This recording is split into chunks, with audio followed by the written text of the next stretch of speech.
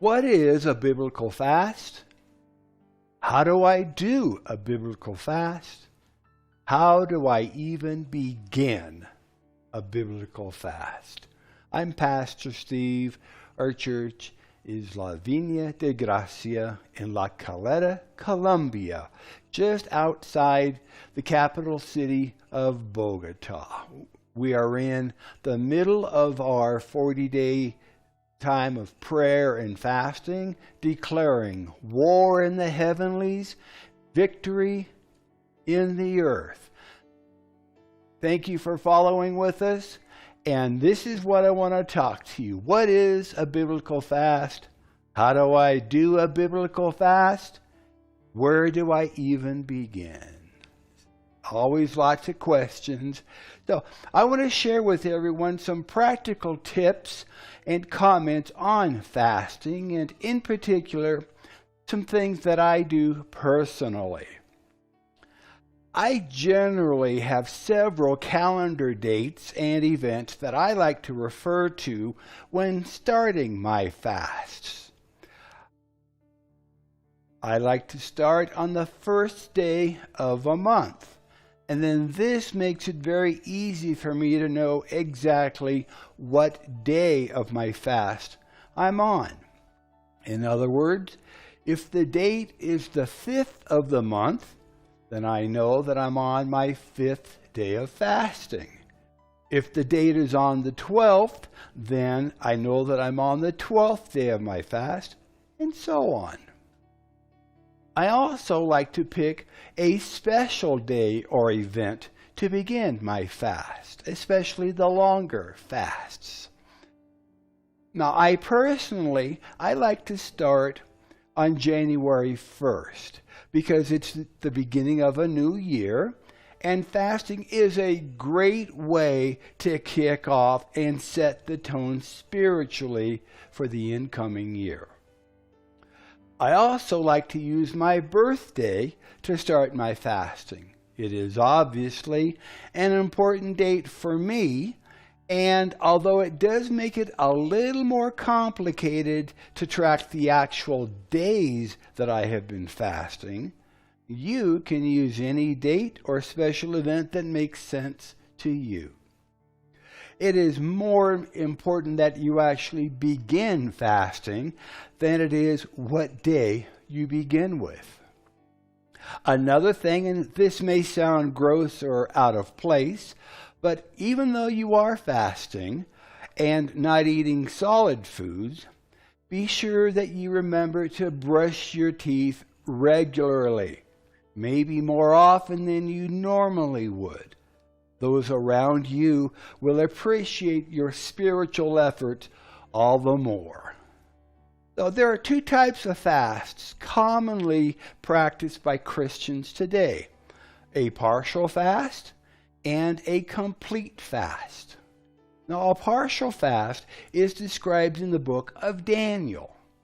For 3 weeks, Daniel, who was a prophet during the time when Israel lived in exile, he abstained only from delicacies like meat and wine.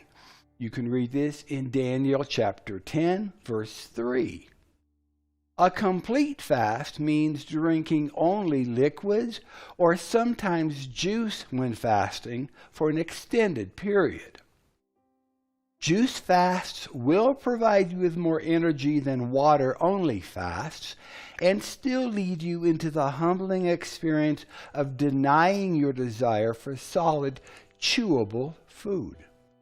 If you are new to fasting, start slowly.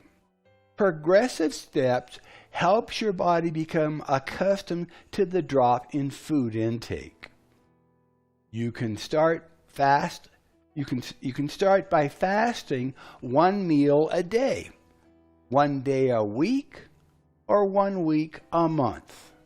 As fasting becomes a part of your spiritual lifestyle, you will be able to increase the number of times and the length of your fasts.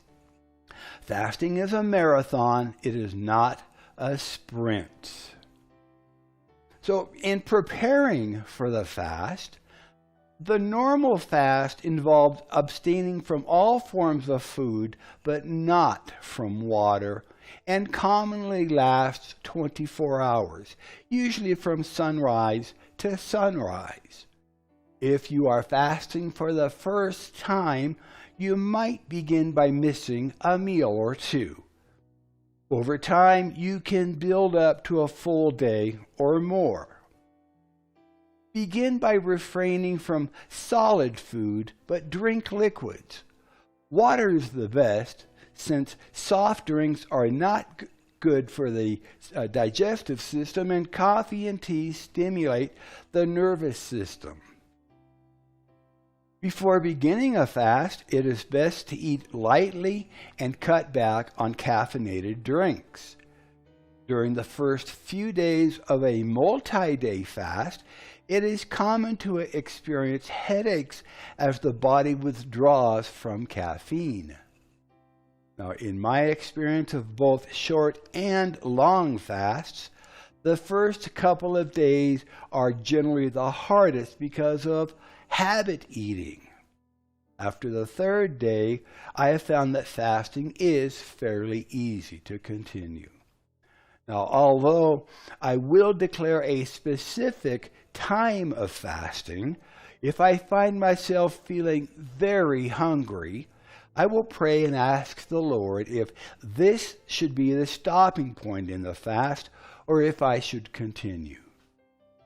Generally, for the more experienced fasters, once hunger returns, it is time to end the fast.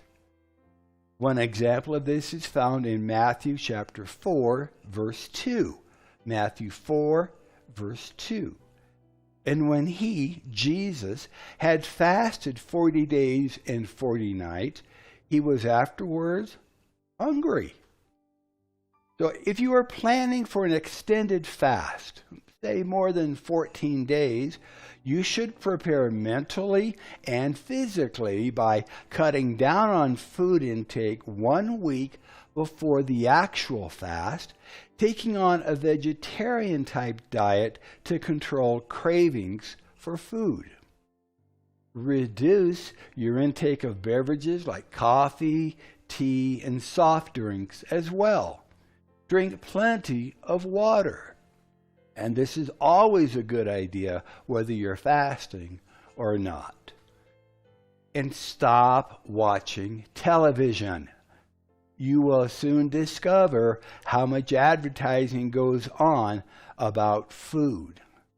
In the morning, you're going to see advertising for lunch. At lunchtime, you're going to see advertising for dinner. Around dinner time, late into the evening, you're going to see advertising for snacks, after school, in between meals and treats. So stop watching television.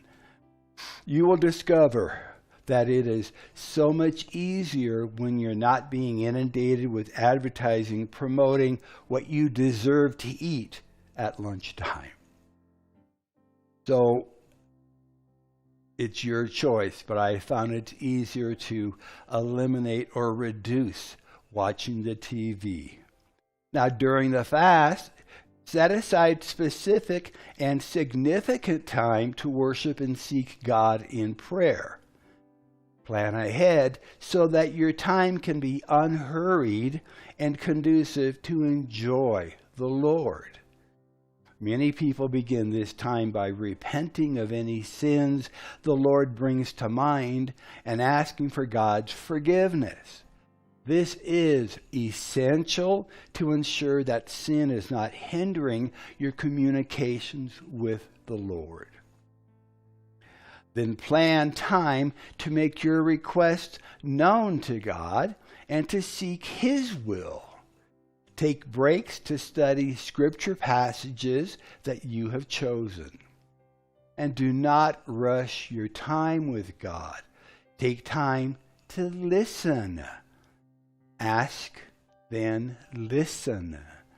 Keep a notebook and pen nearby to record the ideas, the insights, the directions, and instructions that He impresses upon your mind. When you turn down the noise of Western civilization by fasting, you can more easily hear the voice of our God. Continue to drink plenty of water. Apple or watermelon juice is a great morale booster. And sleep early. The first days of the fast are usually the most challenging. Persevere through this period. Press in and move on. Consult your doctor if you are unsure of any headaches or bodily reactions. When it comes time to breaking the fast, to ending it, breaking the fast may require as much discipline as beginning it. During the fast, your stomach contracts and your body's digestive and elimination systems are at rest. The longer you fast, the more the digestive organs need to reactivate before functioning at full speed. If you plan to fast only 1 or 2 days at a time, it is best to end the fast with a small glass of fruit juice as your first meal. Gradually introduce small amounts of easily digestible foods such as yogurt, soup, fresh fruit, and cooked vegetables. If your fast continues longer than just a few days, you should continue with juices for a day or more before gradually introducing more substantial foods like yogurt, soup, and fruit. And if you can, homemade soup is better than the store-bought canned soup. There's a lot of sodium in what you buy in the stores. That's just a personal preference of mine. Now be sure that you introduce new food in small quantities and that you chew it very well. You should stop eating at the slightest sensation of fullness. If fasting only a few days at a time, ending the fast should be easier. If you have built up to and desire to fast longer, you should consult your physician and review a health book on fasting. Now, according to the Food and Nutrition Encyclopedia, for healthy individuals, and this is a quote, for healthy individuals, no harm results from short-term fasting. End of the quote. The average person can go without food between 21 and 40 or more days before the body begins to eliminate vital tissue, called starvation. I'm going to read that. I'm going to say that again. The average healthy person can go without food between 21 and 40 or more days before the body begins to eliminate vital tissue. If you have underlying health issues such as pregnancy, anemia, behavioral disorders, or other chronic health problems, you should never fast without consulting a physician first. So, what if you fail at fasting? What if you get partway through and grab a meal? Well, fasting is a marathon, not a sprint. It takes time to build up your spiritual fasting muscles. If you fail to make it through your first fast, don't be discouraged. You may have tried to fast too long the very first time, or you may need to strengthen your understanding and resolve. Keep trying until you do succeed. God will honor you for your faithfulness. There have been times in my fasts that I wanted to go a certain length of time, and I only made it 10 days into it. Just continue, or maybe that's the right time to stop your fast. Start again fresh a week or two later. Pray about it and declare the time. It's not a competition. It is a marathon. God will indeed honor you for your faithfulness. So in conclusion, fasting is a way God's people have humbled themselves before Him for more than 3,000 years. Jesus, David, and many other followers of our God have gone without food for a little while to worship and pray to the one who supplies all of our needs. You will be in good company along your dedicated time of prayer and fasting. Preparation is planning with a purpose. Planning with a purpose is what preparation is all about. If you will set aside a little time and seek the Lord about your reasons for fasting and for how long your fast should be, you will have great success. Start slow and easy, making fasting and prayer a regular part of your spiritual exercise in life. And always ask the Spirit of God to help you when you declare your time of prayer and fasting. So I'm Pastor Steve, and may the Lord richly bless you, prosper you, and keep you safe as you follow hard after Him. Until next time, we'll see you then.